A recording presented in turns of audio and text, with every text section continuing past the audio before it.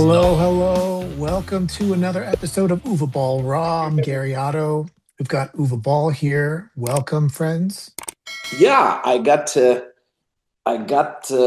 news with the 23 years later. I gave the project basically up, as you know. I felt like it doesn't happen. And then a lot of German producers contacted me who love genre, who love this kind of, because in Germany we never do genre in a way, we never do horror. So they said, look, if you can shoot that here in Germany, we give you the equipment, we give you crew, like camera guys, and so, and I felt they're bringing so much to the table that we basically can shoot that movie for only like maybe 200,000 bucks, and the rest is basically investments from the crew, right, and from extras and makeup people and so on. And then I contacted Jonathan Sherry and owner Grauer and said, look, concept change. We cannot like play it in Vancouver. They cannot go back to the island. They have to be like basically they went away from North America because they were traumatized. They work in Frankfurt in like a British bank or American bank as expats, and they have a daughter. And the daughter goes to a rave party on in a big castle.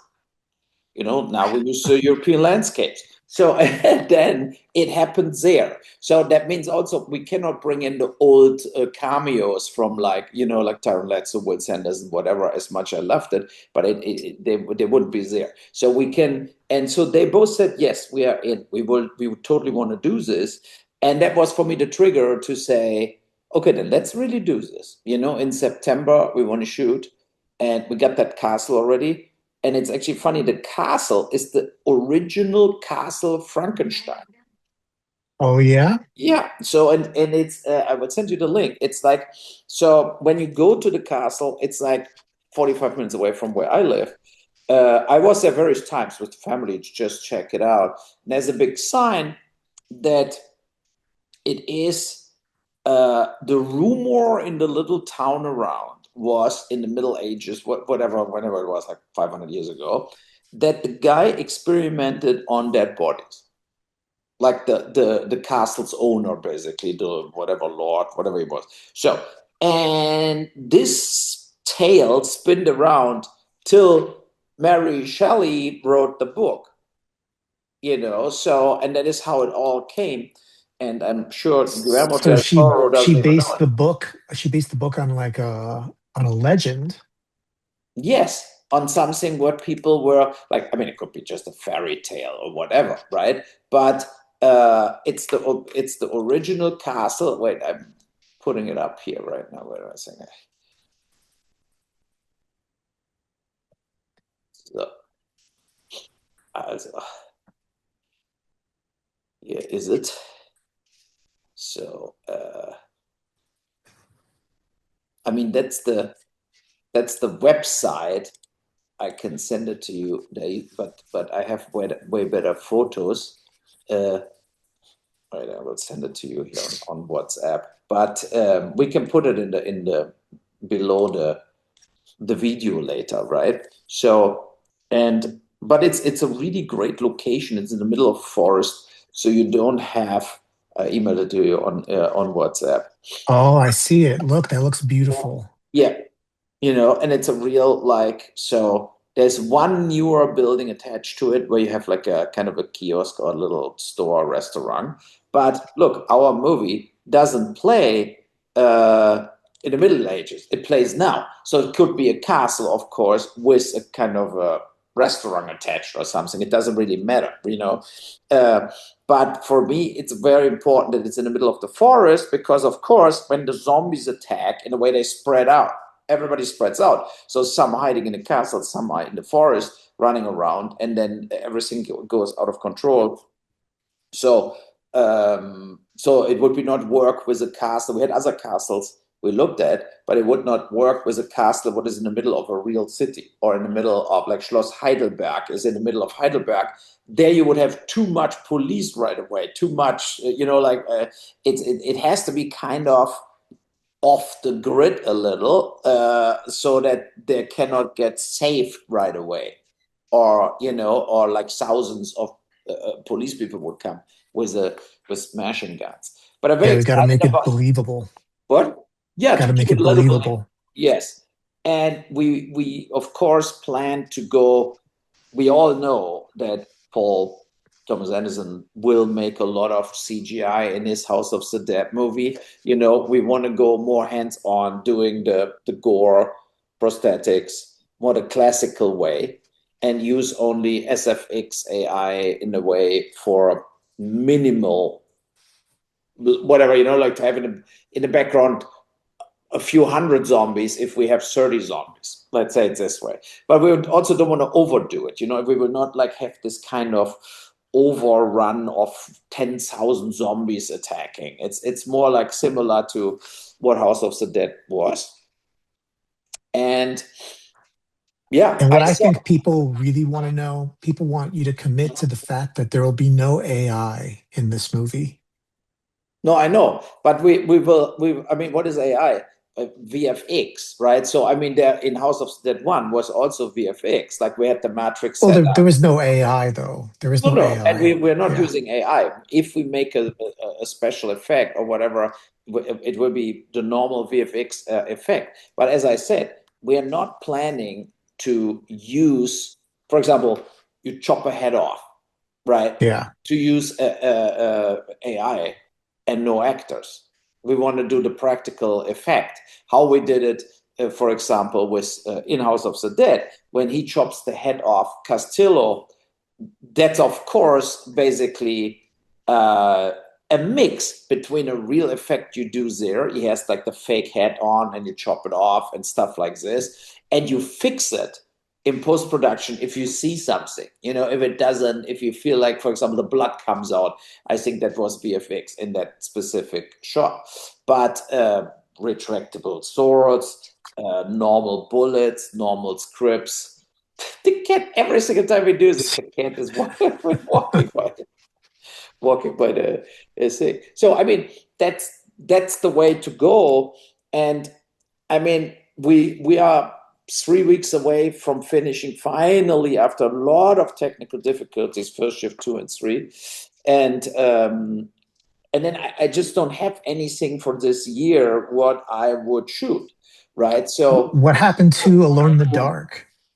yeah, so Alone in the Dark is still in a way in a little limbo because I still work with these Hollywood producers together who now want to focus on getting Alone in the Dark done or financed, let's say it this way. And so far they were not lucky, but now they say they put the attention to it. And these are producers, they are in the studio system and doing big movies. So I'm not like walking away from them. I almost thought about walking away from them, because I felt like we can maybe get it done somehow else with way less money. But then I felt to do Alone in the Dark properly, what the video game company wants, it has to play in the 30s in Louisiana, right? Yeah. So recreate the 30s, how you want to do this with $2 million or something. I mean, it just doesn't work. You need a bigger budget, and unfortunately, um, that experience I made the last 5, 6, 7 years, it never happened that I sent an idea or a script to a streamer and they said, here is the money to do it. It just didn't happen. And I'm not counting on that it will happen for Alone in the Dark.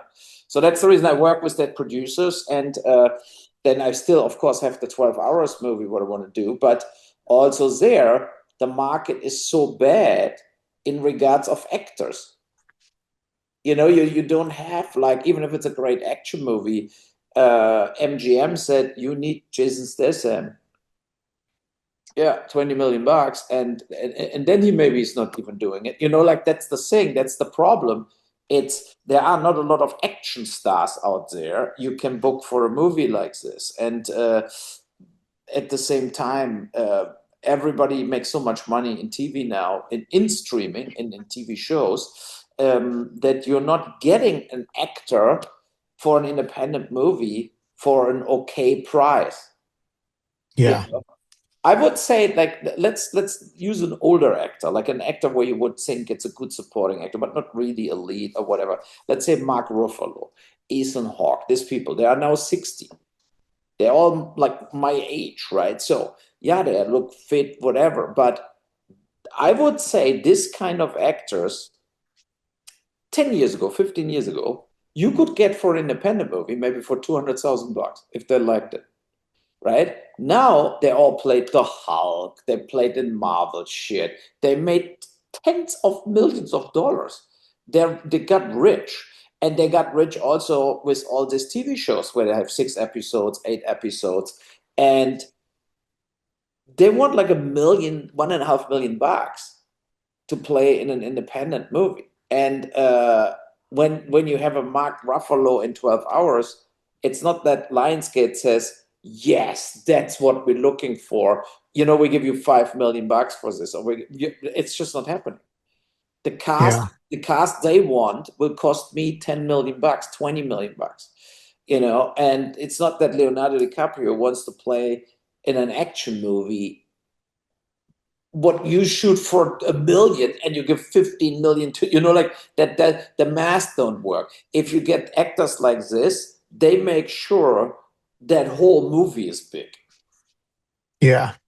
So that's the thing. That's why I feel if I can pull off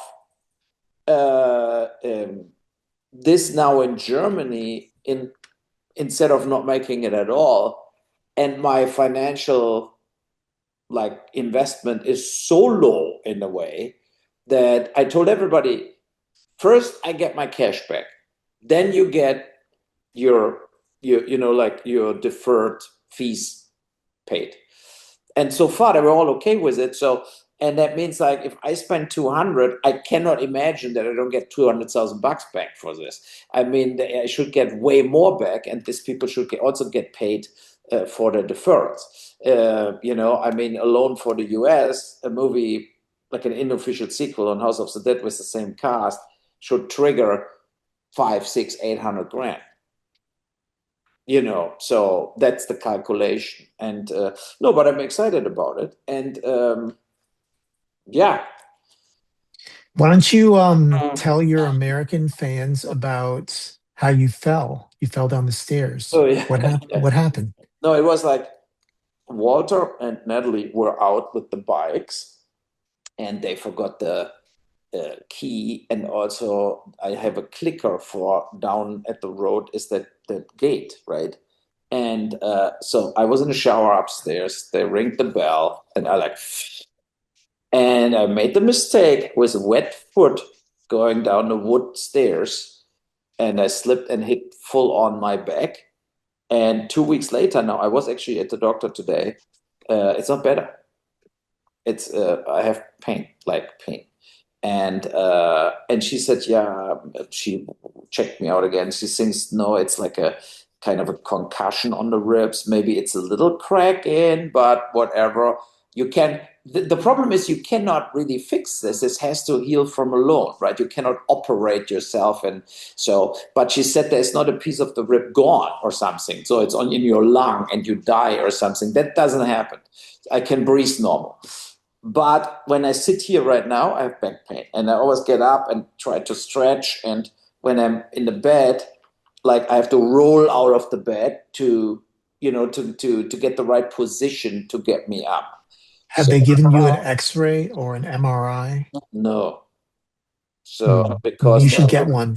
yeah, I know, and that's what I told her, and she said, yeah, but till when you get the MRI, you may be already better, whatever. And I just take Advil, basically, right? So Oh I man. yeah, I told her like here's the deal. I go home one more time now, and if in 4 or 5 days I don't feel like the curve, right? You have to feel something that gets slowly better. Because if it's like the same pain as a day after the accident, and it's now actually, it is 2 weeks ago. I think it is tomorrow, it's 2 weeks ago. And then I don't want to be like this, right? So that's just shit. When I got my Yeah. hip replacement after 2 weeks, I was fine. Like it was a real heavy operation, and it was like a week of shit and pain, and then the second week you had like crutches or whatever, but the pain was gone. You just couldn't like really. It was healing still, the scar, but the overall you felt like this kind of shit, shit, shit. Oh no, it gets better, better, better, right? And now it's like nope, Now it's not getting better, huh? no, that's the problem, and That sucks. yeah. Um, Well, we all wish you well. We hope that you get better. yeah. How are you? What's going on with you right now? With me, I'm in between classes. I'm going to start another semester, the summer semester soon. I'm looking for a job right now. Um, I don't know. There's not too much going on with me. But it's good that you do this at least with the semester Yeah. the studying. That's important. And I hoped I told you should come to Vancouver if we would shoot something, but right now it doesn't look like this. So all my hopes, in a way, are the situation with that Paramount Plus likes first shift, right? And that Yeah. they not only buy it, but that they also say, look, here is more money. Let's do 8 episodes or something.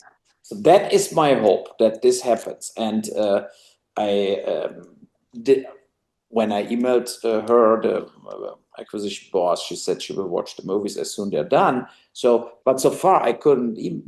What should I email her? Like, oh, another 3 weeks, another 2 weeks. No, I email her when I say, here are the screening links, watch it, right? So, and then hopefully they like it. I mean, Hollywood, when you see what's going on, the unions are fighting hard that the AI is not totally taking over. But then you see, like this week, Roland Emmerich, the guy from Independence Day, whatever, said, I'm doing a full AI movie, like right now. What? Yeah, I didn't hear about that. completely, no shooting, just all AI. It, Ugh. yeah, but this is what I mean. The problem is that if you don't get money, you do AI, right? So I mean that's very simple. I think Roland Emmerich, who was a master in doing like this kind of, he built that towers, like they had like that models, and then they did the green screen and then blowed up the whole city. In it, that was his game. Yeah, And but this is now, kind of slumming it. I can't believe he would sink so low. yeah, but I think Hollywood is not giving him any money anymore, right? So maybe they felt like, nah, that guy we don't Well, need anymore. after Independence Day 2, I'm not surprised. Yeah, so, but what else he did? He did Godzilla, or what was it? Or I think he did. Yeah, he did Godzilla 97. yeah, so, and but he did The Patriot with Mel Gibson, what I liked actually. I think That was good. that was a good movie. So normally a director of big A-list features like him should be adjusting to the new world and should get work from the streamers, you know. But it looks for me that also he has maybe this thing what some other directors also have. He doesn't want to go down. He doesn't want to make a $10 million movie or something, right? So it's like, and so and then the streamers a lot of times they just go with the new shit, like the new young upcoming directors. That is what they all want, you know.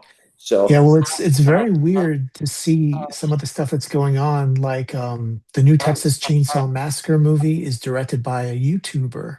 A lot of YouTubers are getting jobs directing real motion pictures now. I don't know.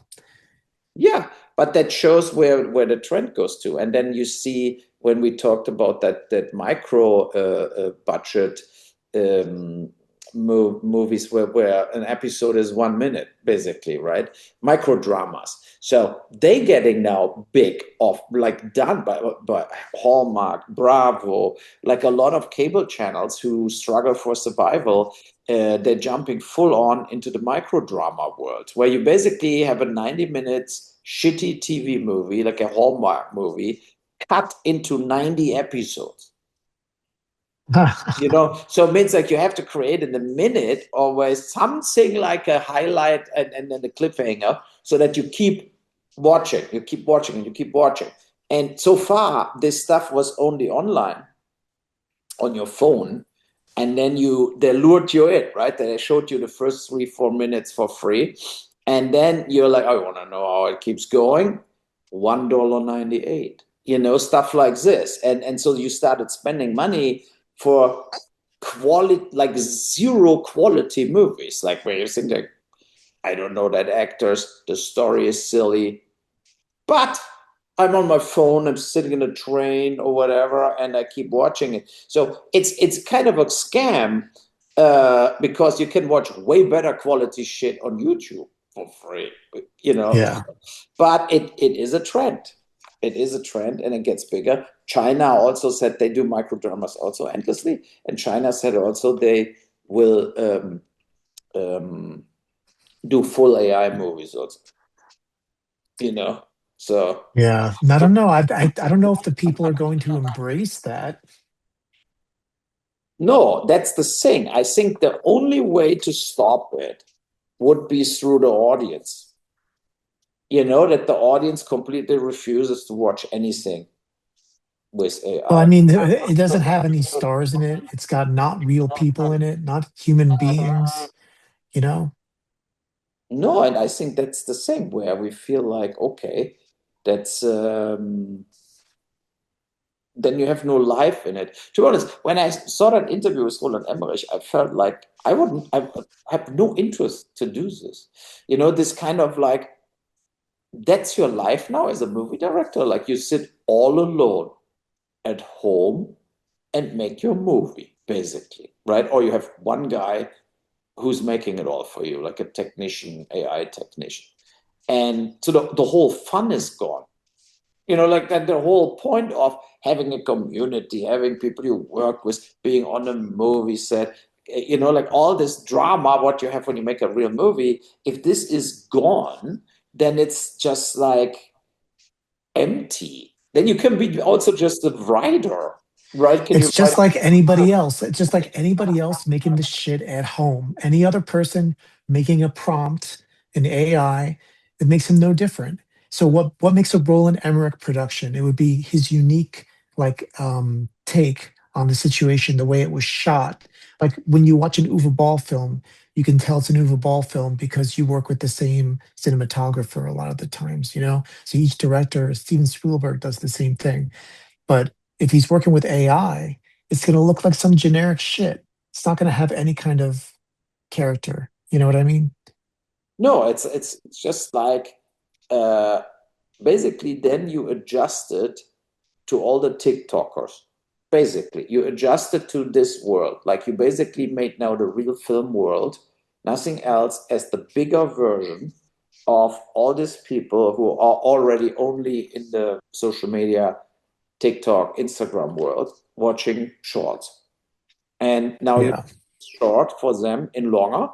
And of course, the micro dramas have a but have a audience because most of the kids have no attention span, so they're totally serving them. That it's like, oh yeah, only a minute and another minute and another minute, and because that works for what they normally do. They watch a video and then gone, right, and the next one and the next one, and that's hard. It's hard to see this decline in everything, but it's kind of a mirror, I mean, look at It's what. gonna have a bad impact on films because yeah, people and their shitty short attention spans, the mirror of their inability to pay attention is just going to make the quality of films go down, down, down even more to cater to those tastes. Because at the end of the day, all that they care about, all the people that are producing these films care about is money, is the return that they get. And they don't care how to get there, even if it means that they produce total slop. No, but that's also when you see all the discussions about, again, everywhere about the social media stuff. All this don't allow it for people under 16, right? So you have now, it's interesting because my wife's the Tribella from my wife, the app, Yeah. completely through the tracks in regards of, so you have the one group who says it should be disallowed for everybody under 16, and the other group is basically, oh yeah, you have to protect your kids yourself, and we give a fuck, and everything should be allowed for everybody. So you have this two, and when you say no, but we could have an app who actually at least filters porn out and like real violence where people kill themselves in front of the camera, because that both could be extremely traumatic for kids, like 10 years old kids, right? So, and no investment, no traction. Now it will come out at least on Android, so that everybody who doesn't have an Apple phone, you can download in the App Store soon Trabella on for Samsung and everything. What hopefully will get more subscribers. But it's like when you see all that governments, they talk and talk and talk, they fine then Instagram for violations, but the politicians are also totally dishonest about everything. It's like they only acting like they give a shit about kids, but kids cannot vote, so they give a shit. So that's all a lie, Yeah. basically. And I think that's the biggest issue. What I feel also in Germany about politics right now and international is that the politicians everywhere, they almost demasking themselves, that they are in it for themselves. They're not in it to help anybody. Yeah, there's a lot of corruption in politics. It's true. And it's actually becoming pretty irritating because nothing is getting done. All Yeah. the stuff that on both sides, it feels like not as much is getting done that could be done if people would just communicate. But no. No, they communicate. Uh, I wrote an article. I met last week a guy for dinner who has a huge news organization in Germany, and I write some articles for him from time to time. But he was yeah. basically the assistant from Helmut Kohl, the Chancellor of Germany, for 16 years, and he was his boss of his office, like this chief of staff. And so he's very experienced in politics, right? And he said, never ever worldwide um, politicians had a lower acceptance in the population. Because look at now, Trump has now like 20% support, 80% Yeah. bad But Trump. is it really going to matter? Yeah, but He's trying to control everything. He's trying to corrupt our system. I know, but look at Starmer in England. He had that provincial elections, and his whole party made like 11%. So the people ruling in Germany, the Chancellor Merz, has a support of 14% in the population. So it's not only Trump. It's like they all fuck it up. It's like and they fuck it up in different political directions. It's not like you have here Trump with all his grandiose Hulk Hogan craziness, right? So and then you have just watch that doku about Hulk Hogan. And then you have uh, um, and then you have these other people who are more on the left, but they also miss completely the point. They don't get it that they're also like not really helping anybody in saying we need socialism or whatever, and they're not getting it that political ideology, like this kind of I follow a political ideology, is not working anymore. I think we need practical politics who basically say, look, we have problem A, how we solve this, and not, oh, because I'm a Republican, I have to solve it this way. I'm a Democrat, I have to solve it this way. No, that's the problem. And we have to solve it no matter, forget your political direction. We're living in a real world here, where political directions don't care. The reality doesn't care what political direction you're in. You need to focus on this specific problem. And then you focus like healthcare, whatever, you focus on this problem. And you cannot be like infiltrated by a political side you're on. At least here in the United States, I could say that you would lose probably half of the voters because a lot of people don't understand politics. They pretend to, but they would be too tempted to treat it like a sports team. People are addicted to treating things like bets or um, sports. It's bullshit. But if you ask people what the actual issues are, I don't think that people could explain them or the reasons why they hate what they hate. They're told what to think. Yeah, yeah, and it's like I watched a podcast with a guy from Tennessee or Texas, a Congress guy from the Republicans, at Oh, Joe Rogan. Nobody, I mean, that guy was like completely an uneducated hick. Like it was really like he maybe was a nice guy, but you had the feeling like he doesn't know anything about the world. If he would, he's just in a little town, comes from a little town where they when you get voted in for Congress, and he made to make some money. He told it to Joe Rogan. He makes skateboards in his house to make money because he cannot live from the money he gets in the Congress. So that it looks like the Congress people are really shitty paid. The senators and everybody else gets like tons of money. But if you're in the big in the Congress, you basically are almost on your own. It's like it's not really that they give you 20 grand a month or something, and you have to always travel back to your home town or whatever, right? So, and from Washington D.C., so you have to fly, and comes the dog, and it's this kind of. Uh, it was a very interesting thing for me that Joe Rogan actually invited a guy like this. He has no like meaning, power, followers, but he said my father was a murderer. He was like a pilot in the Second World War, and he was totally like a killer over the Germans, second kid. So and you have this kind of uh, like all this shit what he was saying. It was like it was so absurd because you had the feeling if you would ask that guy, what is the AU? Like, what is this? He would have no clue. It yeah. It's kind of a scary thing, honestly. is Iran in Latin America. You would have had a big shock that he yes. So and no, but really like that came across in that interview where you had really the feeling. So now think about you have hundreds of Congress people who basically should control the government and should like say whatever that's the rule. Trump, you cannot get away with it. Stuff like this. They have a controlling function too, a voting and controlling function, and you have the feeling like the mix of people in that Congress uh, is half of them are completely limited.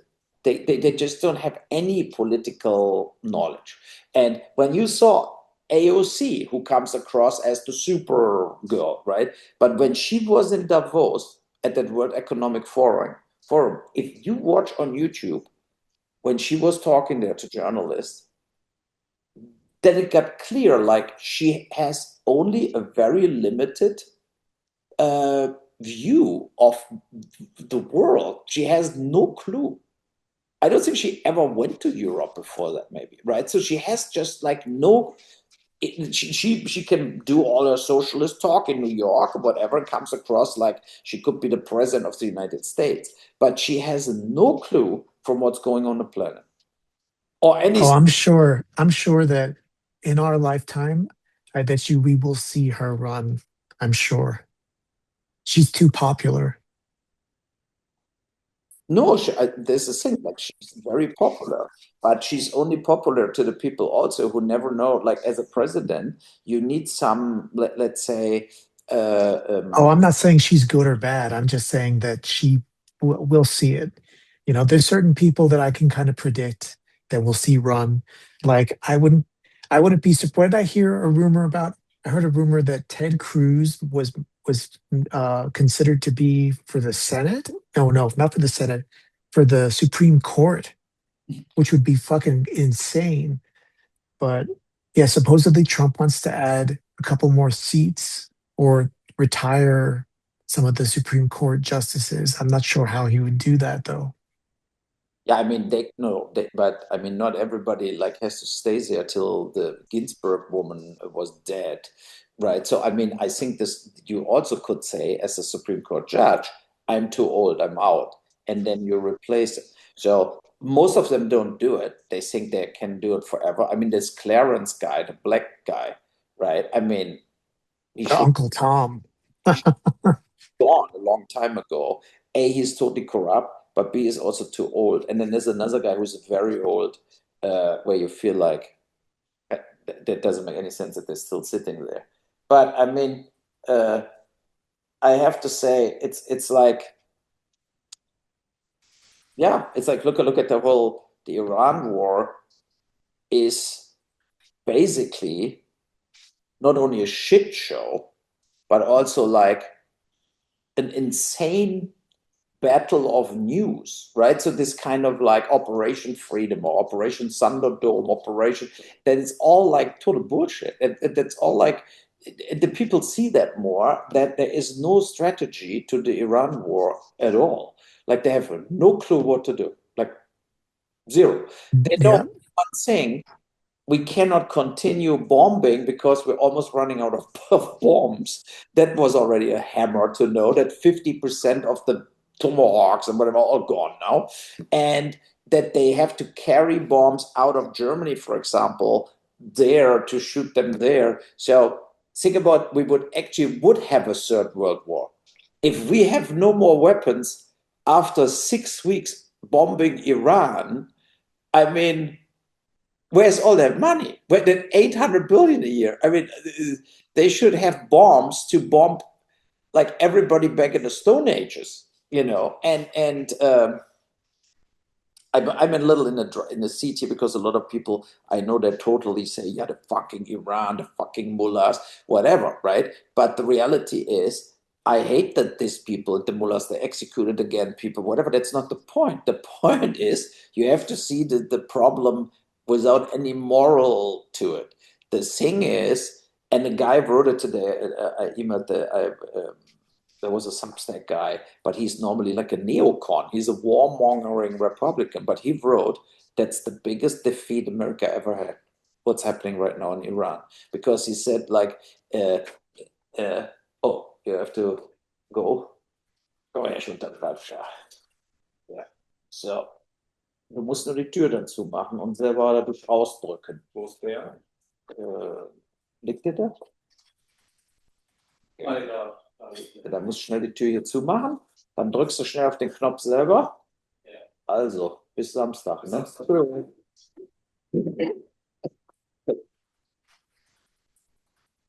That was the Tudor from Walter.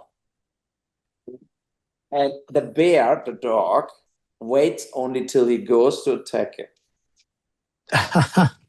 And this time now, because I am here, I cannot like hold bear up or something, right? So bear, come here, and look how bear looks. Come here, bear, come on, bearchen, come here, come, up, come here, bear, come here, come. He had his hair cut. Oh, he's like a little gremlin. Look at that. Yeah, we had the hair. I think he hurt his leg. That's the reason he made noise sometimes. No, because he's so like a bush, right? So and so we had to cut his hair off, and he was castrated after the operation. So it was better now also with the. We expected summer, but now it's ice cold here still. It's like now 10 Celsius. It's very bad.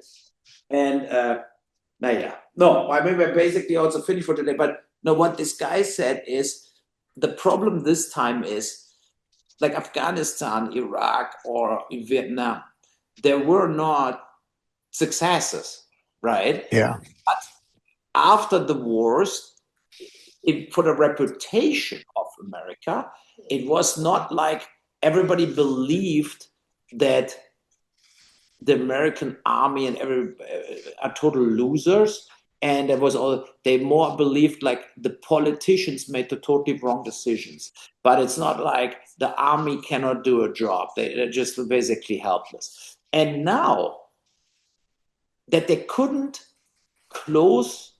open up this Strait of Hormuz, after they said we destroyed the Iranian defense with the bombing, but then they cannot, like, how can they not then have this under control, right? I mean, then it looks like, no, you didn't destroy the army in Iran. They are completely there. Otherwise, otherwise these tankers could go back and forth, whatever the fuck, right? So, I mean, that's the thing. And that this street is closed, and Iran says, we control this Strait of Hormuz. It's like the total disaster, basically, right? You feel like, okay, but where is the military power now where you would need it? There's a lot of failures in the Iranian situation right now, but Trump will never admit them. Trump will always pretend like everything is a success. Every mission is a success. He'll spin a failure and lie about it and say it was a success. Like when he lied about how we destroyed their enriched uranium the first time. Obviously not, or else why would this fucking war even happen? And did you see that what happened on Jon Stewart, that he was playing all these clips of Netanyahu claiming that Iran was weeks away from enriching a bomb, and that was like 2015, 2012. Like, give me a fucking break. And that was Trump's excuse for starting this war. He claimed that we were weeks away from being totally annihilated, and that he saved all our lives and all this other shit, and that we should thank him. The gas is a small price to pay, the gas prices, because he saved all our lives. He stopped yet another war. Bullshit. No, that's the thing. And then he also says we are making progress in negotiating with Iran, but they don't. The Yeah, it's bullshit. Iranians, they basically tell them to fuck off, right? They say we're not stopping our enrichment program, and the Strait of Hormuz is only free when we're getting $2 million per tanker. That's what Yeah, they wrote in their proposals. And Trump says always totally unacceptable, but then nothing happens, right? It's like nothing happens because they're running out of ammunition, and they cannot do boots on the ground. The moment they do boots on the ground, Trump is toast. The midterms will be lost with like 20 points difference. It's like they will lose 70-30. That's the thing. He's totally trapped. And the Iranians are watching that. They're watching this, and they think, look, they don't care about humans. They don't care about their own population. They can sit it out. They think, like, if we starve, too bad. We give a fuck. Everybody who goes on the streets to do demonstrations gets shot, right? But you also, and I think that shows it now in a way, that you cannot be Team America, this kind of, we have to save the world, because the damage you do is way bigger as what you want to save. You remember Team America, the film from the South Park guys, where they, yeah, to catch two terrorists in Paris, they destroyed the Eiffel Tower themselves in saving, and that's the problem with America. I think they are the world police, and the damage they do doing this or trying to do this is way bigger as to just let it all go. I mean, why should Iran throw a nuclear bomb? Why? They want yeah, power position. They want to develop the bomb, 100%. They want to be in a power position, 100%, and they're evil people. But they're not completely suicidal. If they finally develop one fucking nuclear bomb and throw it on Jerusalem, they know that the Iran within an hour will be nuked, like completely nuked. They're getting like 50 nuclear bombs on Iran, and Iran is gone. They're all dead. So, and that's why they should do this. That's that they would never throw that bomb. They would only use the bomb to blackmail their way for better deals and more tariffs and higher oil prices and whatever, putting Israel on the spot. I don't know. And then, but there are situations in life you cannot solve with war. You can't, right? You have to try to get a relationship with Iran. You have to try to make deals with them. You have to try to do, and then slowly from the inner out, you change the population, you change the politics, whatever. Like that's the only way. It's uh, look indirectly. You see it in all this Saudi Arab, for example, basically the same guys like the Iranians, very radical Muslims. But all their money, what came in, and they opened themselves up. And now people go on holidays there, and now women can drive, and all this shit. And it comes slowly, right? It's not like 2 years, it's maybe 25, 30 years. But Saudi Arab, Oman, Dubai, Qatar, they're all like getting more and more dragged into this capitalism. Formula One races, UFC fighting, boxing, whatever, right? So they're getting dragged into it. Ronaldo plays soccer there. So, and if you indirectly get this, they're getting way less dangerous, because then they can start losing too much. And that's the thing, So it's like they know that nobody comes here on holidays if you do public hangings. That's the same. And Iran, where a lot of intelligence people live, is I think it takes maybe more time, but that's the only card to play. There are 95 million people. You will have an Armageddon. Like if you do a land war there, hundreds, thousands of Americans will be dead. You know, Well, all the goodwill that we had built with Iran through the years is gone.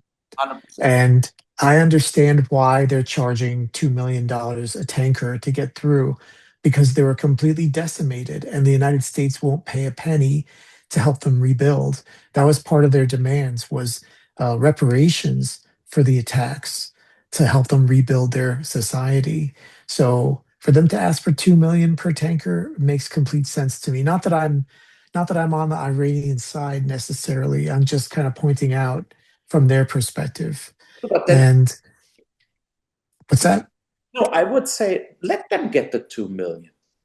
Yeah. These tanker ships, they're from China and so on.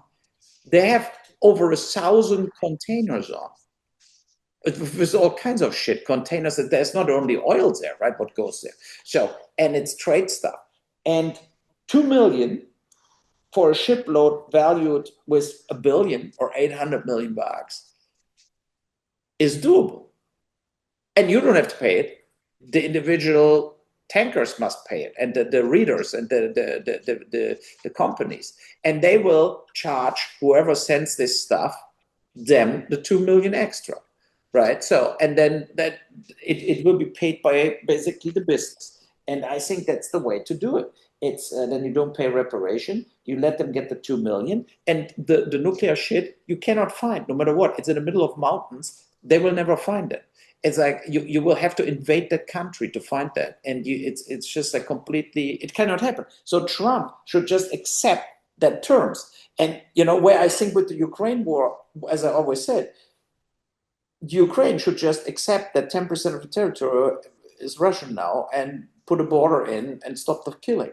Yeah, it's shit, but it's better as to keep killing.